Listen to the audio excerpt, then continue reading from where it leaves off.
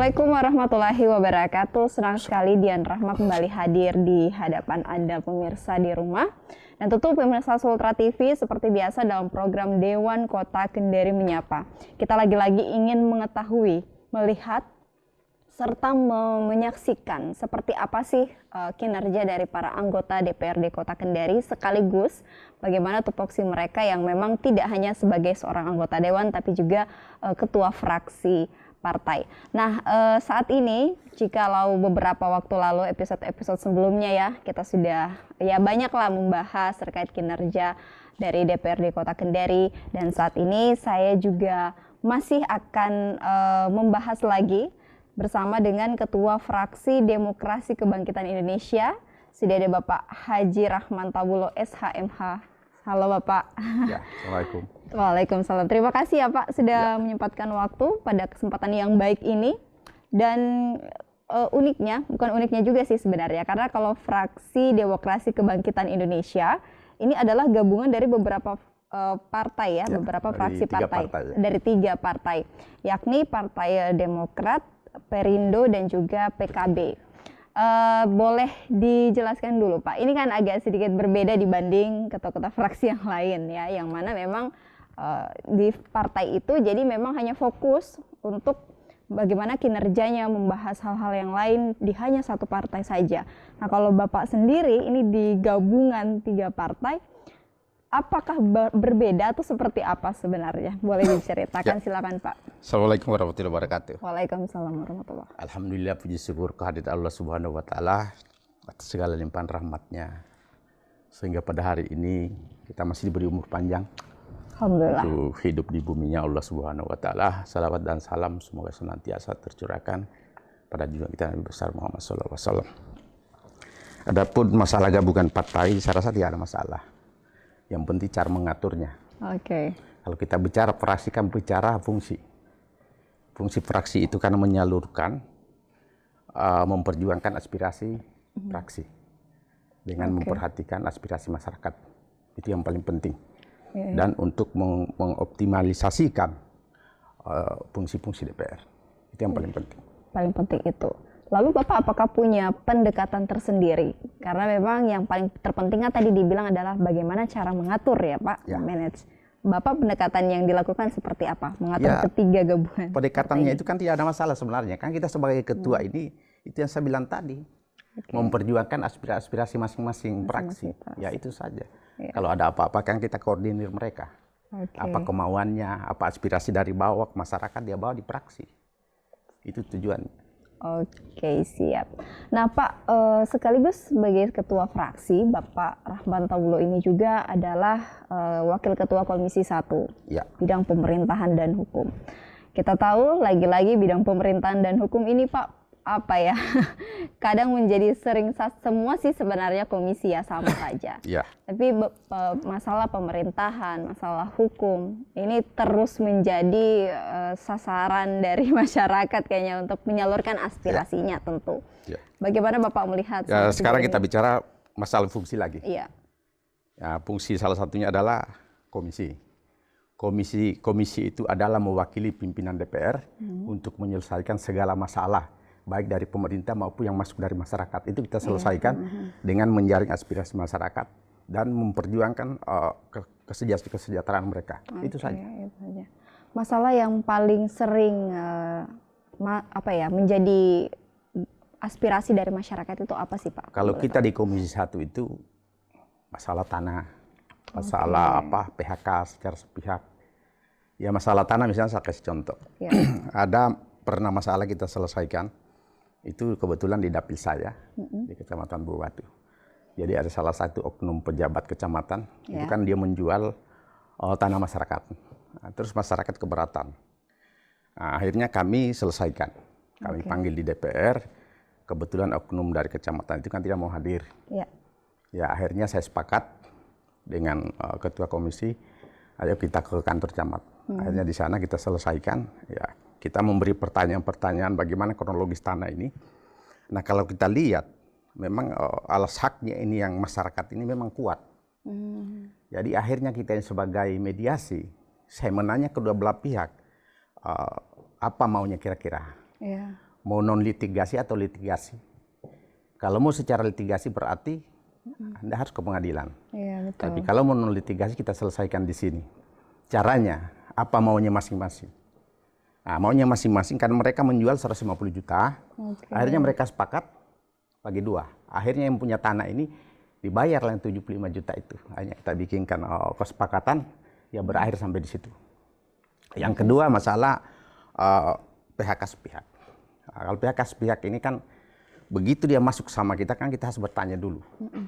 Apakah ini penyelesaiannya sudah pernah dipertemukan antara pengusaha dengan pekerja? Dia bilang sudah.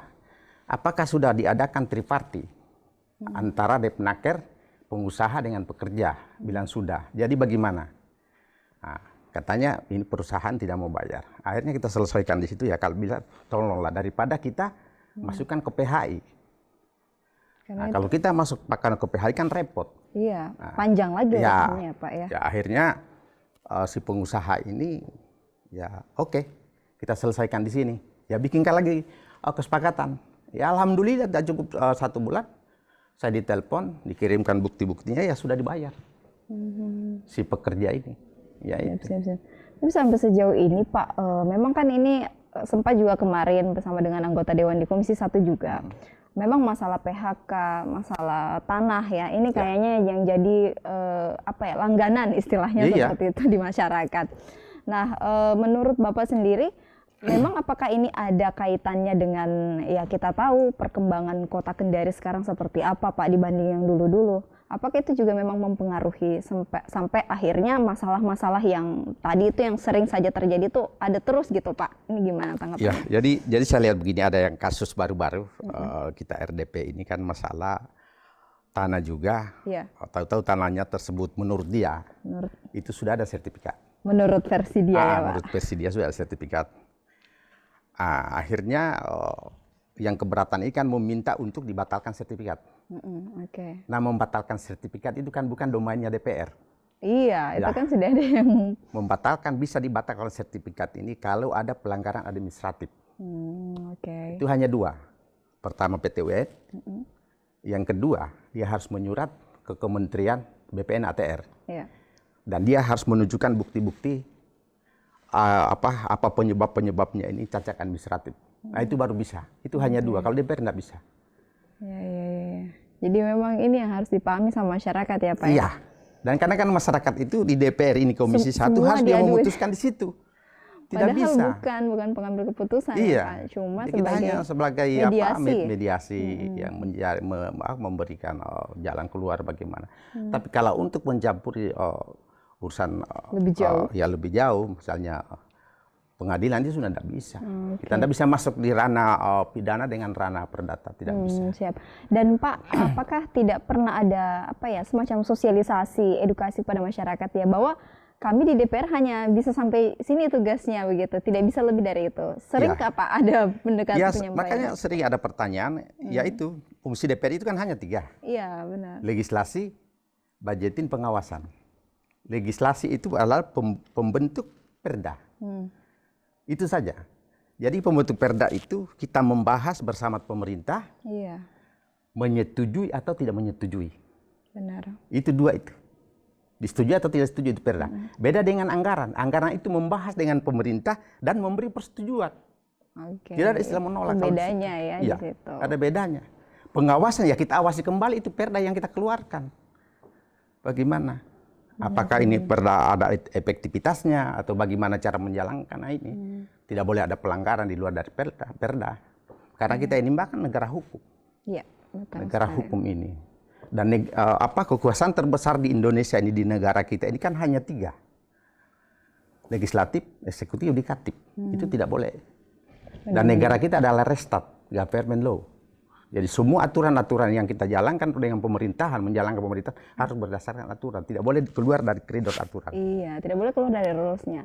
Nah, melihat dengan segala dinamika ini masyarakat yang masih saja kadang kurang paham, Pak.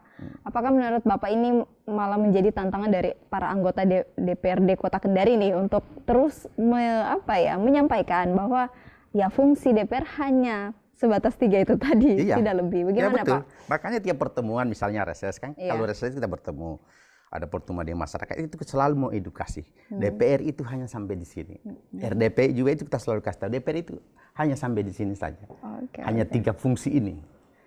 Dan 3 fungsi ini dijalankan dalam kerangka representasi masyarakat. Ketiga fungsi ini. Iya, iya. Tidak boleh lari dari 3 fungsi. Tidak boleh ya. Iya. Jadi inilah yang harus kayaknya dipahami oleh masyarakat kita semua, masyarakat Kota Kendari. Karena saya yakin ya Pak, yang namanya permasalahan memang masih kadang tidak ada habisnya bahkan. Apalagi kalau sudah selesai yang satu, ada saja lagi muncul yang lain. Tapi inilah yang membuktikan bahwa memang berarti daerah kita, daerah Kota Kendari ini sudah semakin semakin maju, semakin berkembang, banyak hal-hal yang pastinya ini terus menjadi perdebatan di kalangan masyarakat. Nah baik, Bapak. Jadi banyak hal memang yang menjadi tugas dan tanggung jawab serta fungsi dari anggota DPRD sendiri. Tapi terkadang masyarakat lebih tidak memahami sehingga akhirnya berharap bahwa tugas dan fungsi dari seorang anggota dewan itu akhirnya overlapping gitu. Padahal kan tidak seperti itu, semua sudah ada rules-nya masing-masing.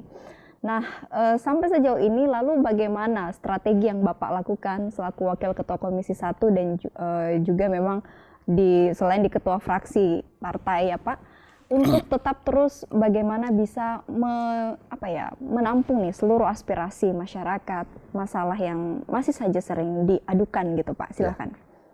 Apa yang dilakukan? Ya kita ini kan tidak boleh bosan-bosan. Jadi sudah komitmen kita menjadi anggota DPRD itu untuk tidak bosan-bosan, karena inilah yang kita mewakili kan mereka. Kita duduk di sini itu kan hanya 2 yang kita wakili, masyarakat dengan partai. Jadi harus betul-betul kita wakili mereka. Kursi yang kita duduk ini adalah kursi masyarakat.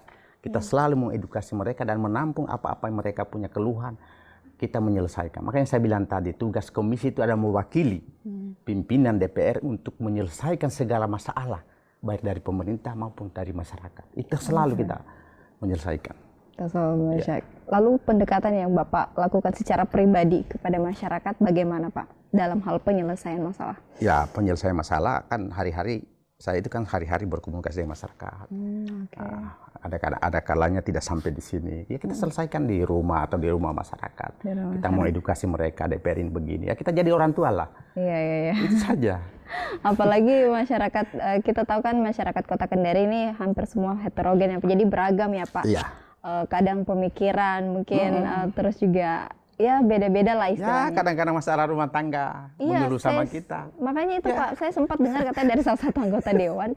Jadi kadang masalah yang jujur saja sampai jujur pada saat itu masalah yang seharusnya mungkin bukan tugas dari DPR untuk menyelesaikan diadukan juga. Ya harus siap, apalagi salah latar belakang saya kan sebagai pengacara, konsultan hukum. Benar. Ya, jadi masalah-masalah di kampung itu baik masalah tanah, rumah tangga, KDRT, pencurian apa saja, kejahatan apa semua itu kan selalu minta pendapat bagi kita bagaimana jalan keluarnya. Gitu. Karena kita kan jadi Bapak selalu menampung, siap. Harus, tidak boleh tidak. Siap-siap, selain mungkin berlatar belakang memang seorang lawyer. Iya, lawyer. Nah Pak, lanjut lagi, sampai sejauh ini melihat dengan saking banyaknya permasalahan yang terjadi, kalau Bapak secara pribadi melihat apa sih yang sebenarnya memang memicu sampai akhirnya permasalahan-permasalahan ini terus ada gitu Pak? Ada saja di kalangan masyarakat. Apa sih kira-kira poin yang paling ini? Sebenarnya ini karena masalah itu tidak bisa habis selama kita masih hidup. Tapi kan caranya kita menjalankan hidup ini bagaimana. Jadi dengan hadirnya kita sebagai DPR ya inilah yang kita ke masyarakat terus membeli edukasi bagaimana cara menyelesaikan masalah. Saya rasa tidak ada masalah di masyarakat. Terserah kita menanggapi bagaimana.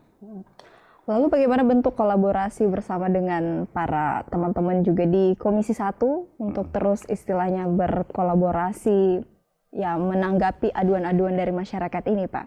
Silakan. Ya alhamdulillah kami di Komisi 1 ini kan 11 orang. Ya. Masing-masing latar belakang pendidikan berbeda-beda, latar belakang pekerjaan berbeda-beda. Usia juga berbeda-beda ya. Saling mengisi lah, kita saling mengisi. Itu di situ seninya di Komisi 1 ini betul-betul kompak. Dan semuanya bagus. Wah, apa Bapak yang paling teringat mungkin hal kompak apa ini Pak yang sering dilakukan bersama dengan teman-teman di Komisi 1? Saya rasa tidak ada yang spesifik, tapi semua iya. Semua Luar biasa.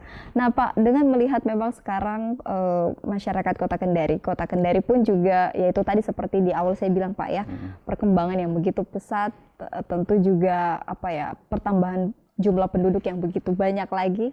Jadi kayaknya makin banyak lagi jumlah penduduk, makin banyak pasti masalah lagi yang hadir kan. Bapak apakah sudah siap atau punya strategi khusus untuk menghadapi atau menampung segala aspirasi masyarakat, Pak, sampai sejauh ini? Ya sebenarnya begini, di dalam DPR ini, di dalam kita menjalankan pemerintahan, kita ini kan menjalankan pemerintahan, bukan pemerintah, tapi unsur penyelenggara pemerintahan. Benar. Tidak usah kita keluar dari aturan. Selama itu kita jalankan sesuai aturan, itu tidak ada masalah sebenarnya. Macam itu ada pernah kasus pemilihan apa itu harus saya lupa di Bendungan Rai. Itu kan ribut. Iya. Itu satu kali saya tanya. Saya bilang coba baca perwalinya. Dibaca perwalinya, ternyata di perwali itu kan tidak boleh merangkap jabatan. Nah, begitu disebut tidak boleh merangkap jabatan, nah ini pemilihan RT RW ada merangkap jabatan. Saya bilang batalkan, diulangi. Selesai. Masyarakat langsung puas. Jadi apalagi kalau kita tidak menjalankan dengan koridor hukum yang ada, itu akan kocar. Karena hukum itu ada panglima yang tertinggi. Nah, karena kita negara hukum, di mana di Undang-Undang Dasar 45, pasal 1 ayat 3 itu kan negara kita negara hukum. Jadi kita harus jalankan sesuai hukum. Dan kita adalah menganut civil law, semua tertulis. Jadi yang tidak tertulis tidak bisa. Harus tertulis. Apapun yang tertulis, misalnya kita pembuat perda, apapun yang tulis di perda itu masyarakat harus tunduk kepada itu. Tidak ada istilah saya tidak tahu. Begitu diundangkan itu peraturan, itu sudah dianggap semua tahu. Benar. Itu intinya. Berarti kalaupun ada yang menganggap bahwa itu tidak tahu, ya harus ada edukasi yang dilakukan ya, biar semua pokoknya biar tahu. tidak ada edukasi, asal sudah keluar itu aturan, itu sudah dianggap tahu. Itu hukum. Bukan pendapat saya. Iya. Itu sudah memang jelas tertulis ya, lagi-lagi. Namanya hukum kan pasti sudah tertulis.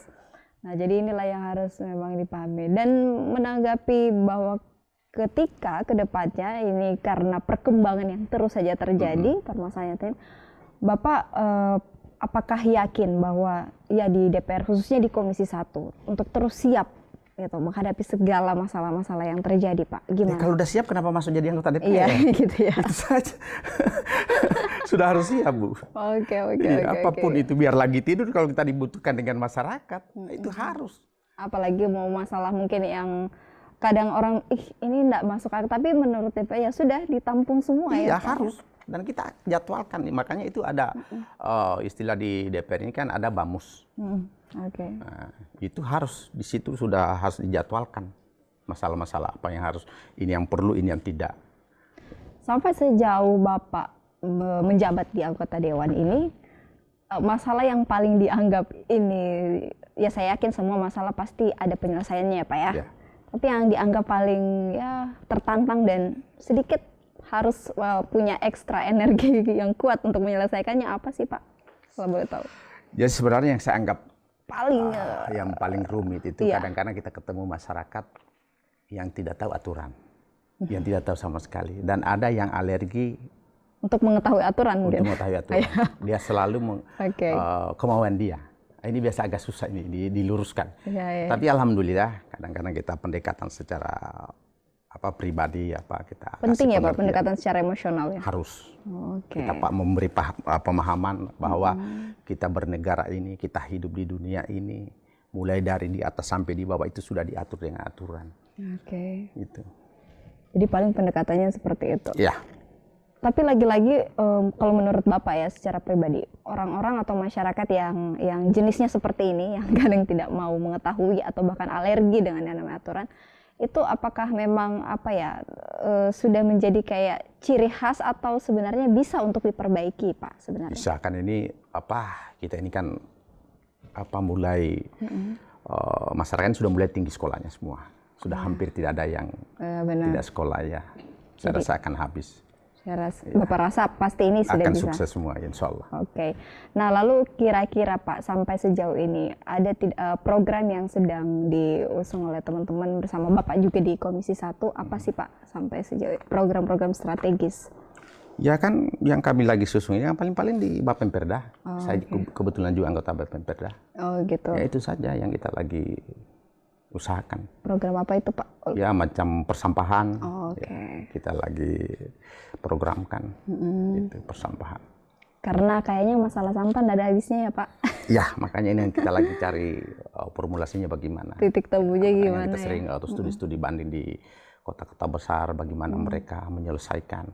Karena ke depan ini kan rencananya semua tonton sampai di pinggir jalan itu kan akan dihapus, akan dihancurkan. Tapi Ya, kalau Bapak melihat sendiri sampai sejauh ini masalah sampah itu kan memang kadang masalah yang belum ada habis-habisnya juga ya, Pak ya. Padahal saya yakin sebenarnya ini seandainya saja orang-orang budayanya maksudnya memahami bahwa sampah ya jangan dibuang sembarangan. Itu kan saya yakin selesai sih sebenarnya. ya.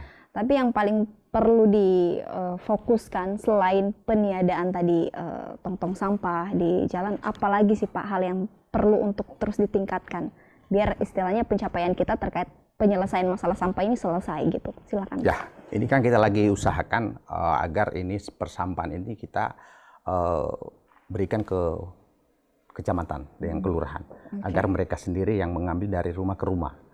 Ya kalau bisa sukses ini, ya alhamdulillah kira-kira bisa bagus. Makanya kita lagi carikan bagaimana aturan-aturannya yang bisa memberi edukasi masyarakat supaya dia sadar. Dan kita usahakan juga supaya ada sanksi. Karena aturan itu kapan tidak ada sanksi, Biasa lewat aja gitu Pak? aduh, itu tidak ada gunanya Bu. Kalau tanpa sanksi harus ada sanksi. Oke. Karena perda itu kan diisingkan. Diisingkan sanksi administrasi, diisingkan kurungan. Oke.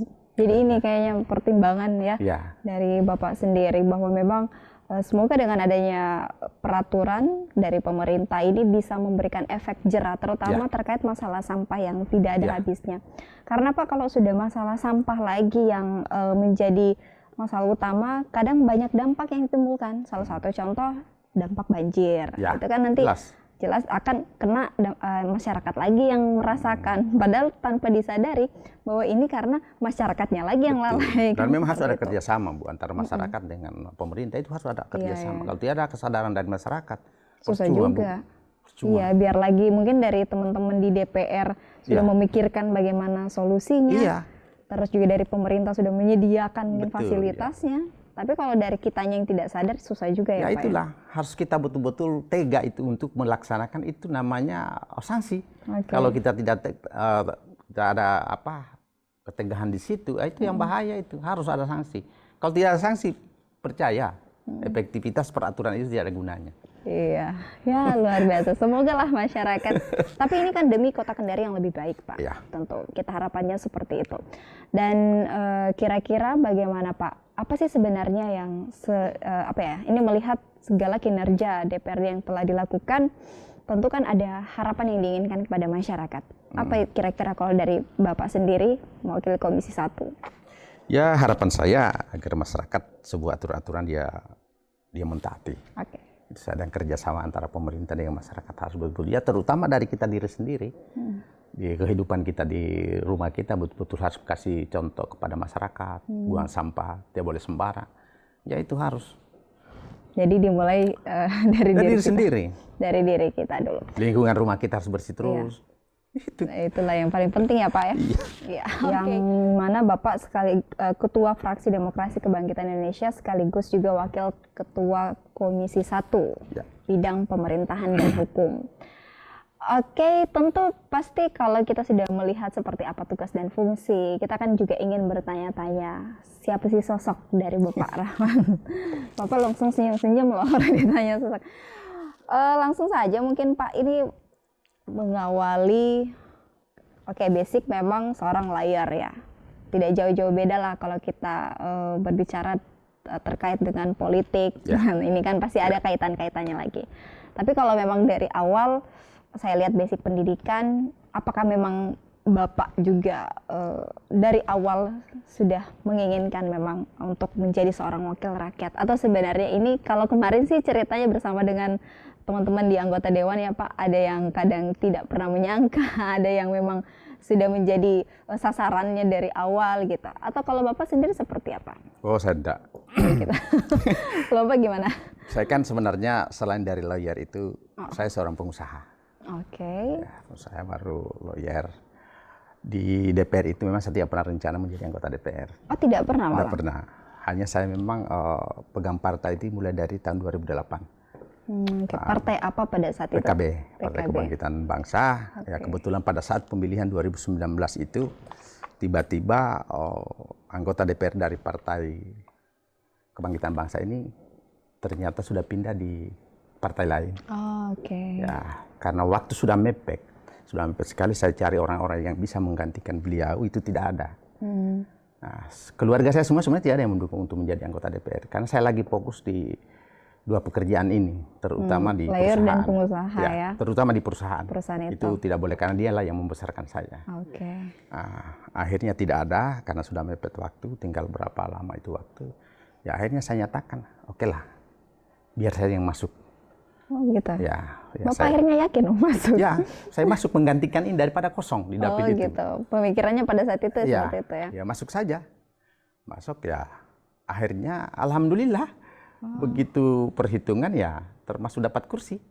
Ya mau di apa? Dan latar belakang pendidikan saya juga kan Ya, tidak jauh-jauh lah ya Pak ya? Di S2 saya kan tata negara. Oh, jadi kayaknya tidak begitu gamblang lah kalau Ya. istilahnya mau masuk Iya. partai juga. Nah, tapi Pak sempat kan tadi di awal ya karena alasan menggantikan sebenarnya. Jadi memang tidak ada ambisi khusus untuk Tidak ada. menjadi seorang anggota Tidak ada. dewan. Bahkan dari pihak keluarga pun tidak ada yang mendukung Ya. pada saat itu. Lalu Bapak bagaimana cara untuk meyakinkan pihak keluarga, meyakinkan diri sendiri bahwa siap untuk Ya di itu DPR? tadi saya katakan sama istri saya bilang kalau saya tidak masuk ini berarti ini dapil buat ini akan kosong. Tidak ada yang bisa mengisi nanti di DPR, kan malu juga sebagai ketua partai. Iya. Ya terpaksa bismillah saya masuk. Tapi pada saat itu bagaimana untuk di perusahaan yang membesarkan nama Bapak? Itu bagaimana akhirnya Bapak Ya bisa alhamdulillah ada beberapa cabang perusahaan ini kan semua saya punya anak yang menangani. Sudah bisa dilepas. Jadi sebenarnya saya itu kalau masuk di perusahaan ya tinggal kontrol saja. Oh, Mereka jadi tidak anak-anak. begitu berat Sudah lah tidak ya Pak? Sudah anak-anak mereka yang kerjakan. Siap. Jadi ada perasaan di mana akhirnya meyakini. Nah itu apa ya, butuh waktu berapa lama Bapak akhirnya untuk meyakinkan keluarga, meyakinkan diri sendiri? Tidak lama karena waktu pemilihan sudah dekat. Oh gitu. Jadi semua serba cepat ya Pak? Cepat. Sedangkan mengurus itu hari, mengurus semua perlengkapan itu secara kilat semua. Siapa yang membantu Bapak pada saat itu? Ya karyawan semua, staf. Oh, oke. Ya, staf. Luar Kalau di pengadilan biasa. kan tidak terlalu susah karena kita sering keluar masuk pengadilan ya. Oke. Ya, Jadi istilahnya tidak begitu sulit lah ya Pak. tidak susah ya. Tapi mungkin apakah ini juga karena dimudahkan menurut dari Bapak, apakah ini memang jalan yang sudah ditentukan ya Allah ya takdirnya sudah memang harus di DPR Iya, gitu? kan kita hidup ini sudah ditakdirkan. Semua kematian, rezeki, jodoh itu kan sudah ditakdirkan bahwa saya akan masuk di DPR. Dan saya itu orangnya tidak selalu ambisi, tapi kapan saya memasuki suatu apapun itu, Iya, hal pekerjaan, apapun hal ya. apapun itu saya total di situ. Saya Oke. total. Jadi kalau sudah telanjur maksudnya hal A, jadi berarti fokus di A Harus. ya? Benar. Harus. Oke. Dan sampai sejauh ini Pak, kalau menurut Bapak ya, dibanding dengan dulu menjadi seorang pengusaha, seorang lawyer, dengan sekarang di DPR, tentu kan fokusnya di DPR sekarang. Bagaimana Bapak melihat? Memang tantangannya lebih jauh mana ini beratnya? Saya rasa biasa saja. Oke. Iya. Biasa di perusahaan juga biasa saja. Di sini juga biasa kan. Tidak ada yang begitu mendominasi ya? Nggak ada. Siap. Kayaknya mungkin sudah terlatih. Memang ya sebelum Ada yang penting masuk kita DPR. enjoy. Apakah memang enjoy ini menjadi enjoy fokus, menjadi prinsip yang Bapak bangun sejak awal untuk dalam melakukan hal apapun itu? Dan jadi semua pekerjaan itu harus kita tekuni. Oh gitu. Semua pekerjaan. Kalau kita tidak tekuni, tidak bisa meningkat. Jadi di perusahaan harus ditekuni. Jadi saya itu di perusahaan, biasa saya duluan daripada karyawan. Sama dengan di sini, alhamdulillah ya, kecuali sakit, berarti hadir. Benar. Ini memang harus dicontoh nih kayaknya ya untuk kita Dan semua. selalu tepat waktu. Tadi Karena saya memang- janji jam 9 saya ada di sini pas. Benar. Luar biasa. Dan inilah yang mungkin harus dipahami juga sama orang-orang banyak ya Pak ya. Ya. Bahwa yang namanya tekun, disiplin itu adalah hal-hal yang sebenarnya mudah untuk dilakukan tapi banyak orang yang tidak bisa. Iya. Karena disinilah dilihat bahwa ketika kita fokus, ketika kita tekun, pasti sesuatu hal yang mungkin saja orang anggap tuh sulit, tapi menurut Bapak biasa saja. Biasa saja, karena ini kan termasuk integritas kita. Ketepatan waktu, kehadiran kita, itu harus betul-betul disiplin. Itu menunjukkan integritas. Wah, luar biasa. Nah, lalu Bapak dengan sikap prinsip, memegang prinsip teguh ini, apakah ini juga yang Bapak turunkan kepada anak-anak, keluarga? Betul. Bagaimana bentuk Betul Bapak sekali. pendekatan? Ya, itu saya selalu memberi contoh mereka bahwa ketepatan waktu harus betul-betul cita-cita, meraih cita-cita, harus betul-betul kita dapat. Tapi kalau boleh tahu cita-cita Bapak sebenarnya apa dulunya, Pak? Saya memang pengusaha. Oh, dari awal memang ingin pengusaha ya, Pak? Dari kecil itu masih di SMP itu sudah ingin jadi pengusaha. Wah, usaha apa yang pernah Bapak lakukan pertama kali? Kalau dibilang usaha, saya selalu berhubungan dengan otomotif. Hobi memang, Pak? Hobi. Oh, oke, luar biasa. Saya juga ahli mesin. Oh, berarti dulu waktu sekolah memang ambil kejuruan? Saya SMA. Oh, enggak ya? Saya SMA dulu, tapi begitu pulang sekolah, itu selalu saya kerja. Ya, Bapak luar biasa. Selalu kerja mesin. Oke. Dan sampai sekarang tetap ya, otomotif menjadi hobi Bapak? Masih. Wow, luar biasa ini. Kira-kira karena kalau berhubungan dengan otomotif, ini kan sesuatu yang kalau cowok sih kayak sesuatu yang wah maco ya Pak ya. Memang kalau cowok mainannya otomotif. Ya. Gitu. Nah, dan sampai sekarang untuk menekuni hobi, terus juga dan saya curiganya jangan sampai Bapak memang perusahaannya bergerak di bidang otomotif. Ya. Oke. Nah Pak, bagaimana nih melihat sekarang kan Kota Kendari juga memang sudah maju dengan adanya perusahaan di bidang otomotif Bapak, kira-kira Bapak melihat peluangnya seperti apa? Kalau peluang di otomotif, yang paling menjanjikan itu adalah perawatan mobil. Oke. Makanya perawatan mobil itu ada 3 cabang yang saya buka. Wow, Dan itu 3 semua, cabang, Pak. Jadi itu semua saya perlengkapi, alatnya yang modern, istilahnya lain daripada yang lain lah. Oke. Jadi karena sekarang mobil-mobil sekarang ini kan sudah sistem komputer. Siap, Sudah benar. tidak seperti zaman saya dulu, tahun 80-an, 70-an, 90-an itu masih manual. Sekarang mobil ini sudah sistem komputer. Setiap kerusakan itu dideteksi dengan komputer. Jadi itu yang selalu saya siapkan semua, perkembangan-perkembangan. Luar biasa. Kayaknya saya speechless lah bicara sama Bapak. Rahman, tadinya saya pikir hanya fokus di layar seorang anggota dewan, ya sudah, biasanya kan orang terfokus di situ, tapi rupanya ada satu titik lain yang bisa kita ini jadikan inspirasi. Luar biasa sampai sejauh ini masih fokus juga di usaha, dan ini usaha yang tidak main-main di bidang otomotif. Ini memerlukan juga modal yang pasti cukup besar, luar biasa. perjuangan juga yang begitu besar ya Pak, tapi lagi-lagi kuncinya adalah tekun dan disiplin. Tekun itu ya. Nah, dan Bapak membuktikan bahwa semua bisa teratasi, semua bisa terlewati. Yang penting dari kitanya dulu ya Pak ya, niatnya seperti apa. Nah, kalau melihat dari cerita Bapak sampai sejauh ini Pak, perjalanan Bapak tentu kan juga banyak sudah melewati hal.